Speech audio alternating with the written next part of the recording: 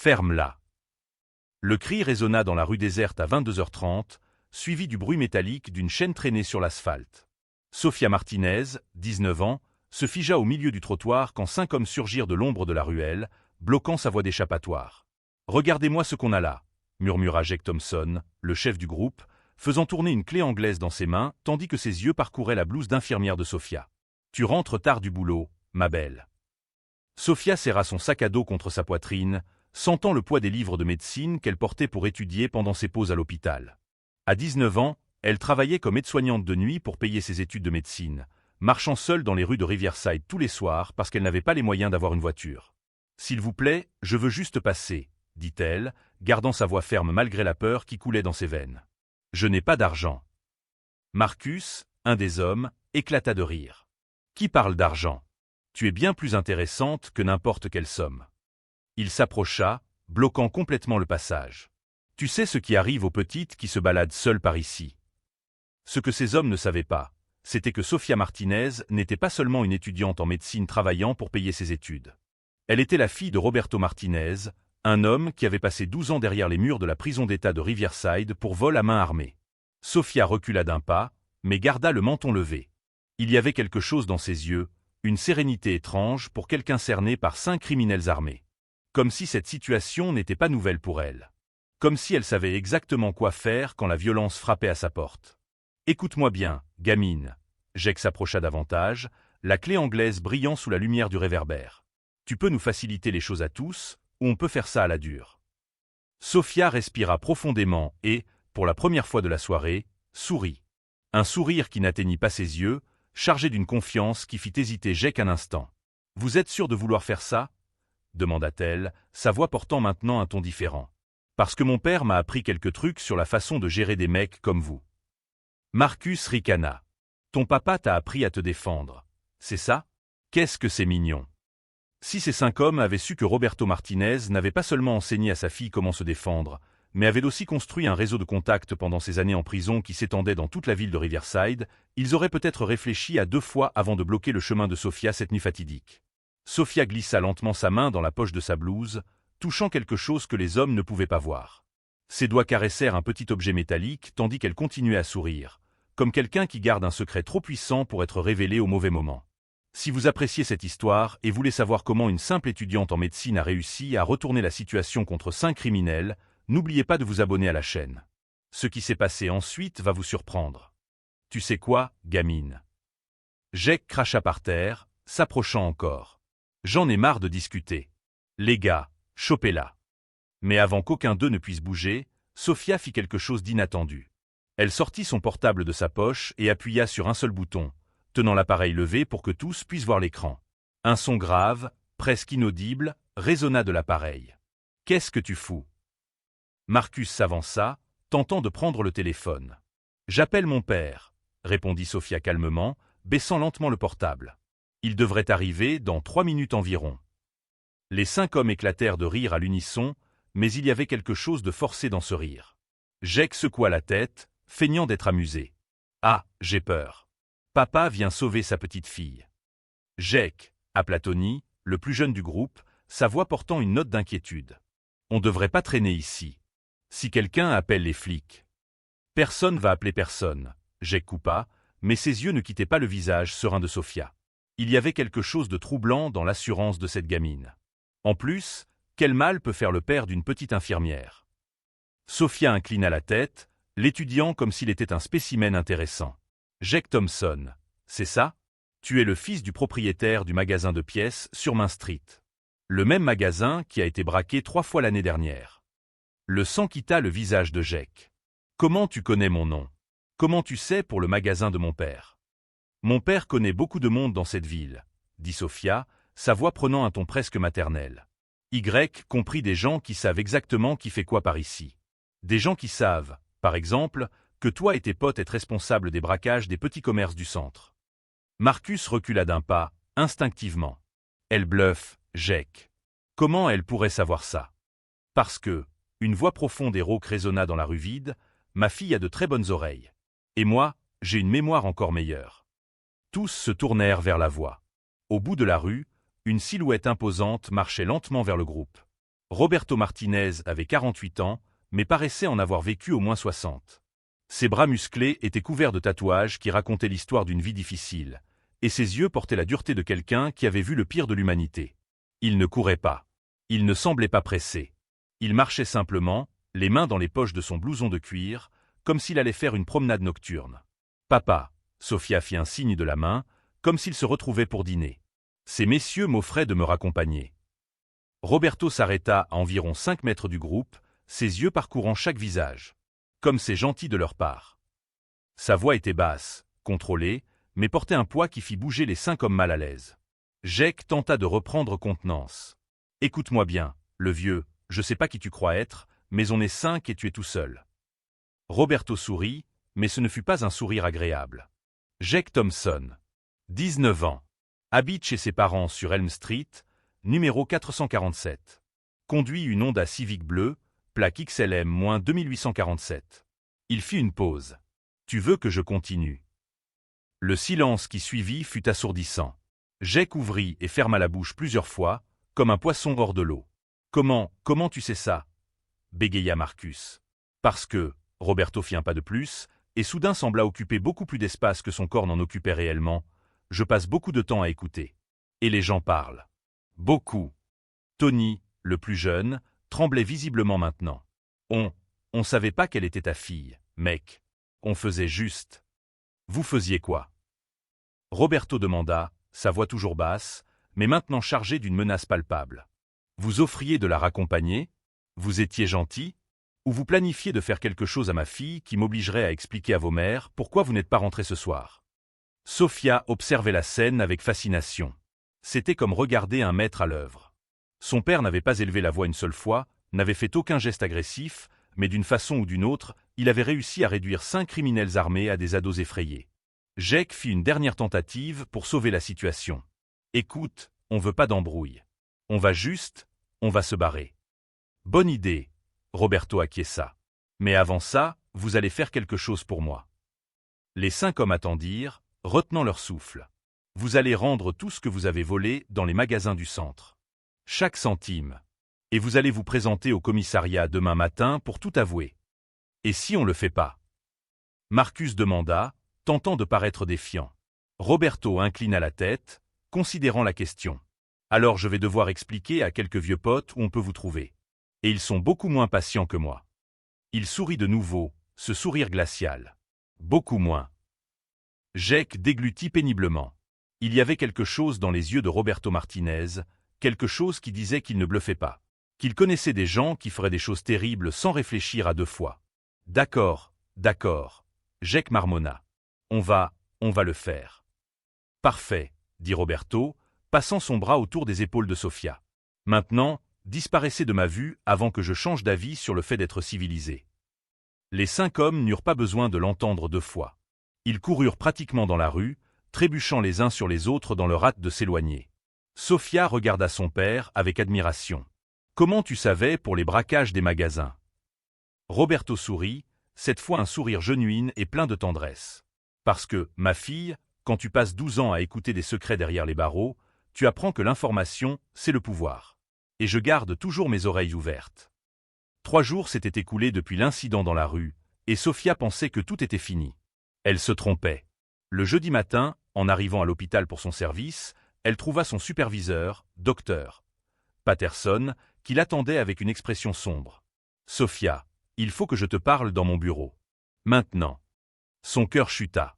Docteur Patterson était connu pour sa froideur professionnelle, mais aujourd'hui il y avait quelque chose de différent dans ses yeux. Quelque chose qui ressemblait à de la déception. Dans le bureau, il ferma la porte et se tourna vers elle. « J'ai reçu un coup de fil hier soir. À propos de ta famille. » Sofia sentit son sang se glacer. « Docteur Patterson, je peux expliquer. » « Pas besoin d'expliquer, » il l'interrompit, s'asseyant lourdement dans son fauteuil. « Je sais que ton père est Roberto Martinez. Je connais son passé.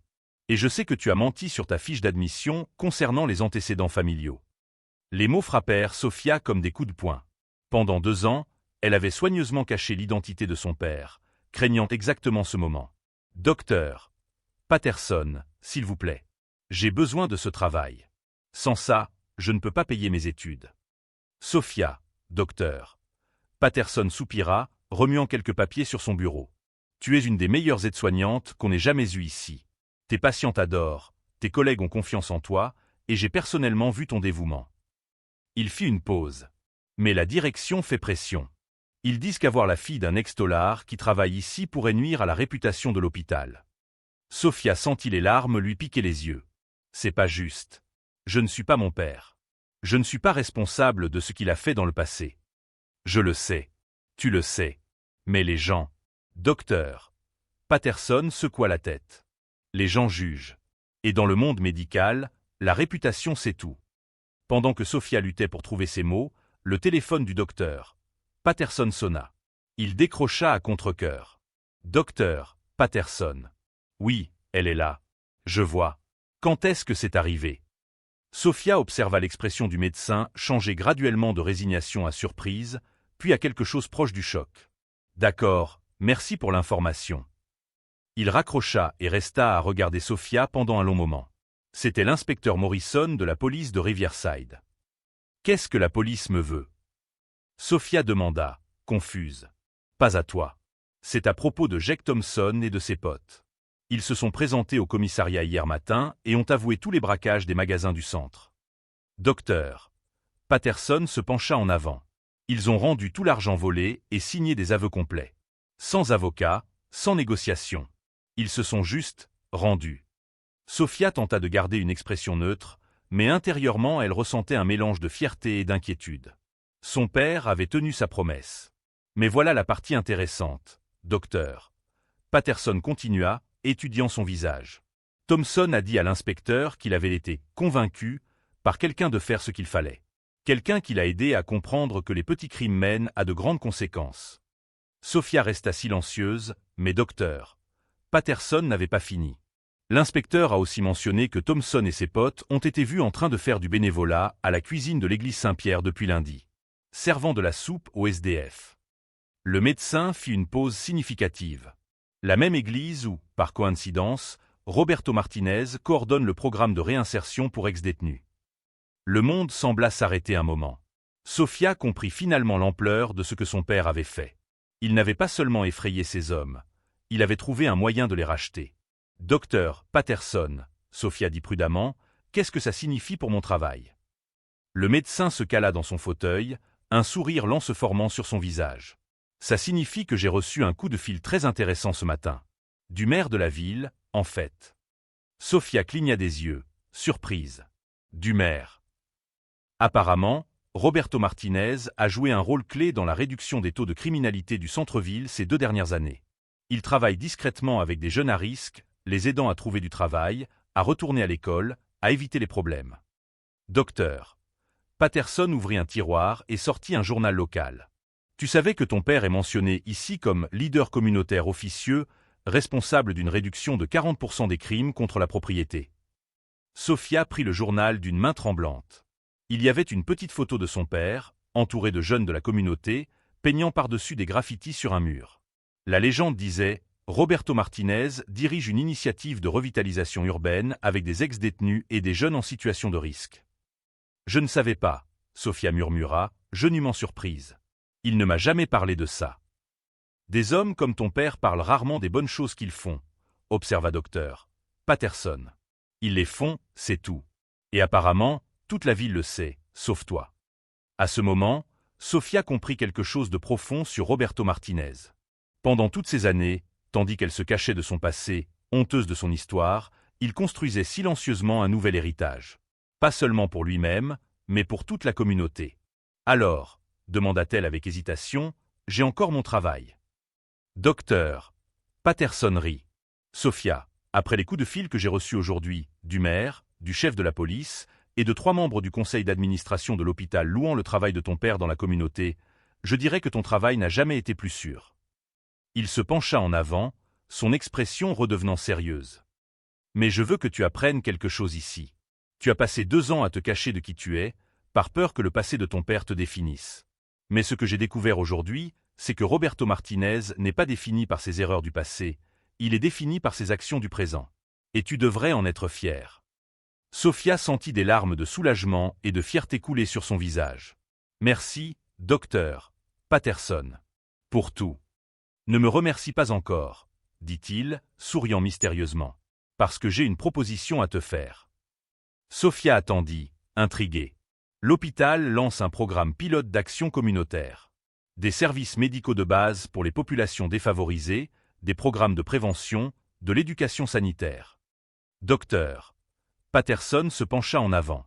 J'ai besoin de quelqu'un qui connaisse la communauté, qui comprenne comment parler aux gens qui ont été marginalisés par le système. Quelqu'un dont la famille a de la crédibilité dans la rue. Sophia sentit son cœur s'accélérer.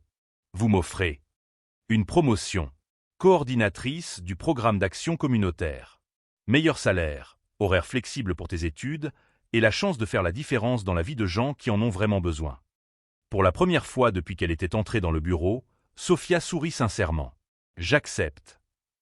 Quand elle quitta l'hôpital cet après-midi-là, Sophia savait exactement où trouver son père. Elle se dirigea vers l'église Saint-Pierre, où elle le trouva supervisant Jake Thompson et ses anciens complices pendant qu'ils servaient le dîner à une file de personnes dans le besoin. Roberto la vit s'approcher et sourit, mais continua à travailler. Ce n'est que quand Jake l'a reconnue que l'atmosphère changea. C'est elle, Jake bégaya, manquant de renverser la marmite de soupe qu'il tenait. Roberto posa une main ferme sur l'épaule du jeune homme. Jake, voici ma fille, Sophia. Et tu vas la traiter avec le respect qu'elle mérite. Compris? Jake acquiesça vigoureusement. Oui, monsieur. Désolé pour ce qui s'est passé l'autre soir. Sophia. Je savais pas. Maintenant tu sais, Sophia répondit gentiment. Et d'après ce que je vois, tu fais quelque chose pour ça. Après que le service fut terminé et que les bénévoles furent partis, Sophia et Roberto marchèrent ensemble dans le parking de l'église. Pourquoi tu ne m'as jamais parlé de ton travail ici? Sophia demanda. Roberto haussa les épaules. Parce que c'était pas à propos de moi.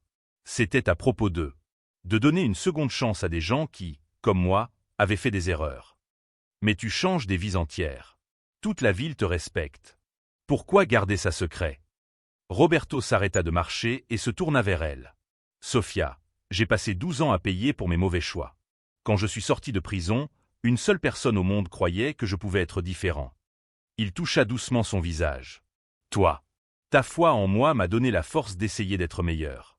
Tout ce que je fais maintenant, c'est pour honorer cette confiance. Sophia sentit des larmes dans ses yeux à nouveau. Papa, je suis désolé. Pour toutes ces années où j'ai eu honte de toi, alors que j'aurais dû être fier. Tu n'as pas besoin d'être fier de moi, Roberto dit doucement. Tu dois être fier de toi. Pour avoir travaillé si dur, pour étudier la médecine, pour vouloir aider les gens. Tu es devenue exactement la femme dont je rêvais que tu deviendrais.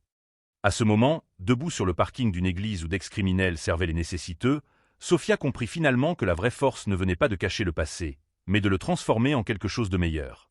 Et elle était prête à faire exactement ça. Une semaine après la conversation avec Dr. Patterson, Sophia organisait des fournitures médicales pour le nouveau programme communautaire quand elle reçut un appel qui allait tout changer. La voix à l'autre bout du fil était tendue, désespérée. « Sophia, c'est Jake Thompson. Il faut que je te parle. C'est urgent. » Elle hésita. Jake s'était transformé ces derniers jours, travaillant comme bénévole et essayant de réparer ses erreurs, mais c'était encore bizarre de recevoir des coups de fil de lui. « Qu'est-ce qui s'est passé, Jake? » C'est à propos de Marcus. Il a disparu hier soir. Et Tony est à l'hosto. Le sang de Sophia se glaça. Quoi? Comment ça, disparu? Des types de l'extérieur sont venus hier. Ils ont dit qu'ils avaient entendu dire qu'on s'était rendu à cause de menaces. Ils voulaient savoir qui nous avait forcés à avouer. La voix de Jake tremblait. Tony a essayé de mentir, a dit que c'était notre décision, mais ils l'ont pas cru. Ils l'ont tabassé jusqu'à ce qu'il parle de ton père. Sophia sentit le monde tourner autour d'elle. Où tu es maintenant? À l'église, avec ton père. Sophia, ces types sont pas comme nous. Ce sont des pros. Et ils cherchent Roberto Martinez. Sophia raccrocha et courut vers la voiture. Pendant tout le trajet vers l'église, son esprit s'emballait avec des possibilités terribles. Son père avait construit une nouvelle vie, était devenu un pilier de la communauté, mais le passé avait trouvé un moyen de revenir. Quand elle arriva à l'église, elle découvrit une scène qu'elle n'oublierait jamais. Roberto était près de l'autel, entouré de Jake et d'une douzaine d'autres jeunes qui participaient à ses programmes. Tous armés de battes de baseball, de barres de fer, tout ce qu'il pouvait utiliser pour se défendre. « Papa, qu'est-ce qui se passe ?» Sofia demanda en courant vers lui. Roberto l'enveloppa dans une étreinte protectrice. Quelques vieilles connaissances de prison ont découvert où j'étais. Il semble qu'ils n'aiment pas l'idée que quelqu'un essaie de sortir de leur monde. « Mais tu n'as rien fait de mal, » Sofia protesta. « Tu as changé ta vie. Tu aides les gens. Et c'est exactement pour ça qu'ils sont en rogne, » dit une voix rauque depuis l'entrée de l'église. Tous se tournèrent. Un homme grand et mince se tenait dans l'embrasure, accompagné de 3 autres hommes. Sofia reconnut immédiatement le type, des criminels de carrière, le genre que son père avait été. « Salut, Roberto », dit l'homme, marchant lentement dans l'allée centrale. « Ça fait un bail. » Roberto poussa Sofia derrière lui. « Carlos, je pensais que tu tirais encore ta peine. Sorti le mois dernier. Et tu sais ce que j'ai entendu en premier ?» Carlos sourit, mais il n'y avait aucun humour dans son expression. Que Roberto Martinez était devenu un saint. Qu'il balançait des gamins aux flics, qui les faisait avouer leurs crimes. « J'ai aidé ces gamins à faire ce qu'il fallait, » Roberto répondit calmement. « Quelque chose que tu ne comprendrais jamais. » Carlos éclata de rire. « Ce qu'il fallait ? Roberto, tu as oublié qui tu es ? Tu as oublié le code ?» C'est à ce moment que Sofia comprit la véritable ampleur du sacrifice de son père. Il n'avait pas seulement laissé une vie de crime derrière lui, il avait défié tout un système, toute une mentalité qui disait que des gens comme eux ne pouvaient pas changer. « Le seul code que je suis maintenant, » Roberto dit, sa voix résonnant dans l'église, « c'est faire ce qui est juste. Protéger ma famille et ma communauté. » Carlos sortit une arme, la pointant directement sur Roberto. « Alors tu vas devoir choisir.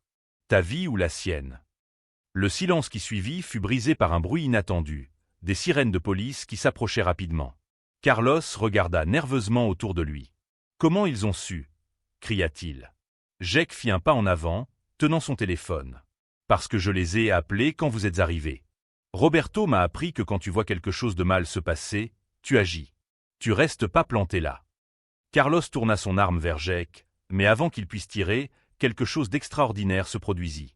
Tous les jeunes près de l'hôtel bougèrent comme un seul homme, formant une barrière humaine entre Carlos et ses cibles. « Vous voulez tirer sur Roberto Martinez ?» cria Tony, qui était arrivé de l'hôpital avec le bras dans le plâtre. « Il va falloir nous tirer dessus tous d'abord. » Sofia observa avec des larmes aux yeux pendant qu'une douzaine de jeunes, certains qui avaient été des criminels, d'autres qui avaient été sauvés de le devenir, risquaient leur vie pour l'homme qui avait cru en eux quand personne d'autre ne le faisait. Les portes de l'église s'ouvrirent et des policiers entrèrent en courant. Carlos et ses hommes furent rapidement encerclés et désarmés. Mais Sofia savait que la vraie victoire n'était pas dans l'arrestation des gangsters. La vraie victoire était dans les visages des jeunes autour de son père. Elle était dans la transformation de Jake Thompson, d'un criminel en un jeune homme qui appelait la police pour protéger les autres. Elle était dans toute la communauté qui s'était unie pour défendre l'homme qui avait dédié sa vie à les défendre. Pendant qu'on emmenait Carlos menotté, il cria une dernière menace. « C'est pas fini, Roberto. Il y aura toujours quelqu'un qui voudra te faire tomber. » Roberto passa son bras autour de Sofia et regarda Carlos droit dans les yeux. « Qu'ils viennent, » dit-il calmement. « Parce que pour chaque type comme toi, j'en ai créé 10 comme eux. » Il désigna les jeunes autour de lui. Et ils savent que ça vaut le coup de se battre pour ce qui est juste.